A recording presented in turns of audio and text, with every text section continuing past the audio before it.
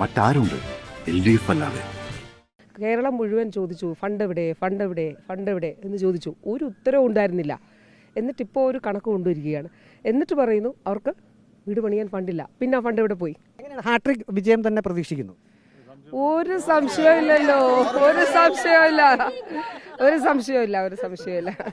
നിയമസഭാ തെരഞ്ഞെടുപ്പിന്റെ പ്രചാരണം അതിന്റെ അവസാന ലാപ്പിലാണ്. ഇപ്പോൾ ആറന്മുളയിലെ ഇടതുമുന്നണി സ്ഥാനാർത്ഥി വീണ ജോർജാണ് നമ്മോടൊപ്പം ഉള്ളത്. വനിതകളാണല്ലോ കൂടുതൽ സ്വീകരിക്കാൻ എത്തുന്നത്. എങ്ങനെയാണ് മണ്ഡലത്തിലെ സ്ത്രീപക്ഷത്തിന്റെ ഒരു അഭിപ്രായം മനസ്സിലാക്കാൻ കഴിഞ്ഞിട്ടുണ്ടോ? നോക്കൂ, ഇതൊരു സ്വീകരണ പോയിന്റ് ആയിരുന്നില്ല. സ്വീകരണ പോയിന്റ് വരുന്നതേ ഉള്ളൂ. പക്ഷേ വഴിയരികിൽ പ്രിയപ്പെട്ട അമ്മമാർ, സഹോദരങ്ങൾ, കുഞ്ഞുങ്ങൾ, അതിൽ ഏറ്റവും കൂടുതൽ വനിതകളാണ്. നമ്മൾ ഈ മണ്ഡലത്തിലുടനീളം കാണുന്നത് വളരെ ഇമോഷണലായിട്ടാണ് അവരോരോരുത്തരും വന്ന് സ്വീകരിക്കുന്നത്, സ്നേഹത്തോടെ ആലിംഗനം ചെയ്യുന്നത്, അതുപോലെ അനുഗ്രഹിക്കുന്നത്. അപ്പോൾ എൻ്റെ കരുത്ത് ജനങ്ങളാണ് തീർച്ചയായിട്ടും മണ്ഡലത്തിലെ. അതിലേറ്റവും വലിയ കരുത്ത് എൻ്റെ സ്ത്രീ സമൂഹം, എൻ്റെ പ്രിയപ്പെട്ടവരാണ്. ആർക്കാണ് മുൻതൂക്കം? ആർക്കാണ് ആറന്മുള? അഭിവാദ്യങ്ങൾ. മുൻതൂക്കം ആർക്കാണ് ആറന്മുള? ആറന്മുളയിൽ തീർച്ചയായിട്ടും ഞങ്ങളുടെ സ്ഥാനാർത്ഥി വീണ ജോർജിനാണ്. എന്തുകൊണ്ടാണ് അങ്ങനെ വിശ്വസിക്കാൻ കാര്യം? ഇത് ഈ റോഡിന് ഫണ്ട് അനുവദിച്ചത് സഖാവാണ്. അങ്ങനെ ഞങ്ങൾക്ക് വേണ്ടുന്ന എല്ലാ കാര്യങ്ങളും ഇവിടെ ചെയ്തു തന്നിട്ടുണ്ട്, എല്ലാ കാര്യങ്ങളും. അതുകൊണ്ട് ഞങ്ങൾ സഖാവിന് പോവാണ്. അപ്പോൾ ഈ റോഡരികിൽ കൂടുതൽ വനിതകളെയാണ് കണ്ടത്, അതുകൊണ്ടാണ് അങ്ങനെ ഒരു ചോദ്യം ചോദിച്ചത്. എന്താണ്, ആർക്കാണ് ഇവിടെ ശക്തി കൂടുതൽ? വനിതയ്ക്ക് തന്നെ ശക്തി. ഏത് മുന്നണിക്കാണ്? ഇടതു മുന്നണിക്ക് തന്നെ.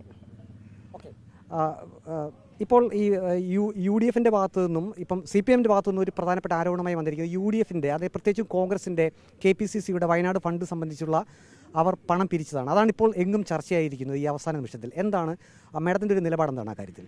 അത് വളരെ വ്യക്തമായ നിലപാടാണല്ലോ. അതായത് ഇപ്പോൾ വയനാടെന്ന് പറയുമ്പോൾ നമ്മൾ നേരിട്ടുള്ള അനുഭവങ്ങളിൽ ഏറ്റവും ദുരന്തമാണ് അതുണ്ടായിട്ടുള്ളത്. ഞാൻ ആദ്യ മണിക്കൂറുകൾ ഓർക്കുന്നു. അതായത് ഞാനന്ന് നമ്മുടെ ആ ഹെൽത്ത് സെൻ്ററിലാണ് ഉള്ളത്. അവിടെ ചെല്ലുമ്പോൾ മേപ്പാടിയിൽ അവിടെ ചെല്ലുമ്പോൾ മൃതദേഹങ്ങൾ എന്ന് പറയാൻ, ചിലത് മൃതദേഹങ്ങൾ എന്നുള്ളതല്ല, ചിലത് കൈകൾ മാത്രം, കാലുകൾ മാത്രം, ആരാണെന്ന് തിരിച്ചറിയാൻ പോലും പറ്റാത്ത നിലയിൽ ചെളിയിൽ പൂണ്ട് മനുഷ്യർ ഒരു വ്യത്യാസങ്ങളില്ലാതെ അവിടെ വന്ന് അത് ഐഡൻറ്റിഫൈ ചെയ്യുന്നതിന് വേണ്ടി നമ്മുടെ ആശയൊക്കെ നമ്മളിപ്പോൾ കേരളശ്രീ പുരസ്കാരമൊക്കെ കൊടുത്ത് അംഗീകരിച്ച അവരെല്ലാവരും അവിടെ നിന്ന് അതിനു വേണ്ടിയിട്ട് പ്രവർത്തിക്കുന്നത്. എന്ന് വെച്ചാൽ ജലപാനം ഇല്ലാതെ മണിക്കൂറുകൾ ജീവന് വേണ്ടിയിട്ട് ആളുകളെ രക്ഷിക്കാൻ വേണ്ടിയിട്ട് നമ്മൾ നടത്തിയ പരിശ്രമങ്ങൾ. അപ്പോൾ അത്തരത്തിലുള്ള ഒരു ദുരന്തത്തിൽ അതല്ലേ ആ ഫണ്ട് പിരിച്ച് ആ ഫണ്ട് വച്ച് ഒരു പർപ്പസിന് വേണ്ടിയിട്ട് നമ്മൾ ഫണ്ട് പിരിക്കുന്നു. അത് കൊടുക്കാൻ കഴിയുന്നില്ല, അതിൻ്റെ കണക്ക് പറയാൻ കഴിയുന്നില്ല. അപ്പോൾ തീർച്ചയായിട്ടും അവർ പിന്നെ എങ്ങനെയാണ് കേരളത്തിൽ മറ്റു കാര്യങ്ങൾ ചെയ്യുക എന്നുള്ള ഏറ്റവും പ്രധാനപ്പെട്ട ചോദ്യമല്ലേ. ഇന്നലെ KPCC പ്രസിഡന്റ് തന്നെ, അല്ലെങ്കിൽ KPCC നേതൃത്വം തന്നെ ഈ എത്ര പണം പിരിച്ചു എന്നത് സംബന്ധിച്ചൊരു കണക്കൊക്കെ പുറത്തേക്ക് വിട്ടിട്ടുണ്ട്. പക്ഷേ ഇനിയിപ്പോൾ വീട് പണിയാൻ അവരുടെ കയ്യിൽ പണമില്ല എന്നാണ് ഇപ്പോൾ പ്രധാനപ്പെട്ട ഒരു വിമർശനം വന്നിരിക്കുന്നത്. ഒന്ന് ആലോചിച്ച് നോക്കിയേ, എത്ര നാളായി അവർ ഫണ്ട് പിരിച്ചിട്ട്? കേരളം മുഴുവൻ ചോദിച്ചു ഫണ്ട് എവിടെ എന്ന് ചോദിച്ചു. ഒരു ഉത്തരവും ഉണ്ടായിരുന്നില്ല. എന്നിട്ടിപ്പോൾ ഒരു കണക്ക് കൊണ്ടുവരികയാണ്. എന്നിട്ട് പറയുന്നു അവർക്ക് വീട് പണിയാൻ ഫണ്ടില്ല. പിന്നെ ആ ഫണ്ട് എവിടെ പോയി? അതൊരു ഉത്തരം പറയണ്ടേ. ആ ഫണ്ട് എവിടെ പോയി? ഇത് ആരുടെ ഫണ്ട്? സാധാരണ കോൺഗ്രസ് പ്രവർത്തകരുടെയും സാധാരണ മനുഷ്യരുടെയും അവരുടെ ഉപജീവന മാർഗത്തിൽ നിന്ന് അവർ ശേഷിപ്പിച്ചു വെച്ച 10, 100, 1000 രൂപയല്ലേ ഇതിന് കൊടുത്തിരിക്കുന്നത്, അല്ലേ? സാധാരണ മനുഷ്യർ അവരുടെ അധ്വാനത്തിൽ നിന്ന് ഉണ്ടാക്കിയ തുകയാണ് ഇതിന് കൊടുത്തിരിക്കുന്നത്. അതിൽ സാധാരണ കോൺഗ്രസ് പ്രവർത്തകരുണ്ട്, മറ്റാളുകളുണ്ട്, അങ്ങനെയുള്ളവരെല്ലാം കൂടെ ചേർന്ന് കൊടുത്തതല്ലേ. അപ്പോൾ തീർച്ചയായിട്ടും ഉത്തരം പറയണ്ടേ, അല്ലേ? ഉത്തരം പറയണം. അത് മാത്രമല്ല, ഈ ഫണ്ട് പിന്നെ എവിടെ പോയി? അത് ഉത്തരം പറയണ്ടേ. ഇപ്പോൾ ഈ സംസ്ഥാന സർക്കാർ വയനാട്ടിൽ അവിടെ വീടുകൾ വെച്ചിട്ടുണ്ട്. അപ്പോൾ അതിന് വിമർശനം വന്നിരിക്കുന്നത് ഇത്രയും നാളായല്ലോ, എന്തുകൊണ്ടാണ് ഇത്രയും വൈകിയത് എന്നുള്ള ചോദ്യങ്ങളൊക്കെ ഉയരുന്നുണ്ട്. അത് ലോകം മുഴുവൻ അംഗീകരിച്ചതല്ലേ.